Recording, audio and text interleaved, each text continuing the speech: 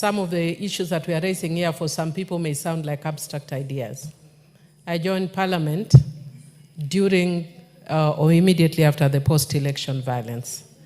Madam Speaker, I was part of a humanitarian committee for my party, Odhiambo, that documented cases of post-election violence. Madam Speaker, I remember documenting cases of young girls in school uniform who had been shot by the police. I remember a woman who had the husband's head decapitated and had to carry the head to Kisumu. Madam Speaker, I remember people from Kisii who were displaced. Madam Speaker, I remember people who are from central Kenya but in the diaspora who were displaced. We went to a specific camp where people were all displaced, but they were in different camps. There was a camp that had predominantly the Kikuyus, and then there was a camp that had the Luos, Luyas, and the Kisis. They were all with the same problem, but for ethnic reasons, they had been balkanized.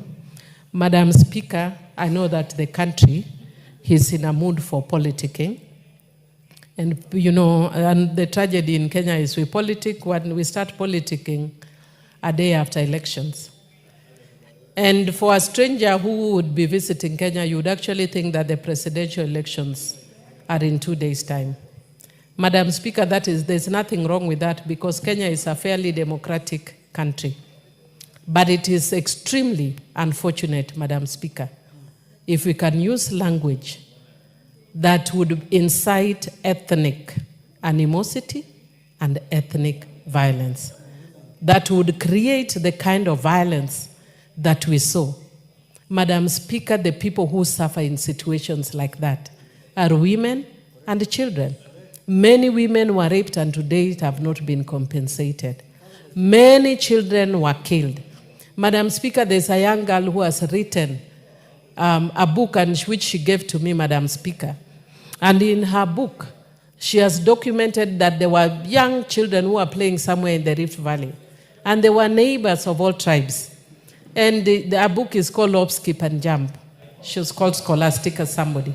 Madam Speaker, she documents how she changed from being an innocent child to looking at her neighbors from a tribal lens. She was raped, she underwent violation, and she lost her childhood. Madam Speaker, there are things we cannot afford to joke with or play with. Madam Speaker, I would want to encourage the Deputy President, former Deputy President, that I know is feeling very bitter at the way things stand around. Madam Speaker, he feels that he actually fought and brought this government into power. And I'm sure it can feel very bad when you feel that you brought the government into power, and now you are the one who is outside watching from Viusasa.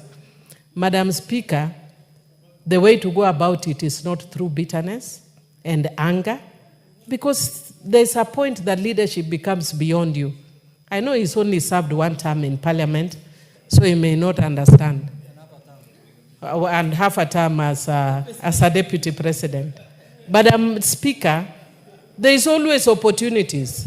Let him relax because he says he's a man of God, or at least he says his wife Dorcas is a woman of God.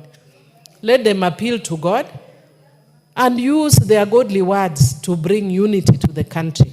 There are things we don't joke around with, Madam Speaker. There are things we don't politic around with. And one of them is the peace and security of this country.